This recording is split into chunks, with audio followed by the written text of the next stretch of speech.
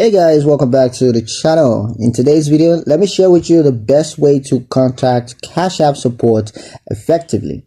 Now, the best way to do this is to use the in-app support feature and provide clear and complete information.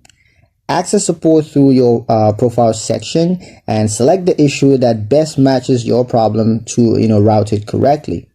When submitting a request, you want to include specific details such as transaction IDs, dates, amounts, and relevant screenshots from within the app. Keep your explanation concise and factual. Avoid emotional language or assumptions, and monitor both the app and your registered emails for responses, and reply promptly if additional information is requested. You want to avoid contacting unofficial support accounts on social media, as Cash App does not provide account assistance through direct messages.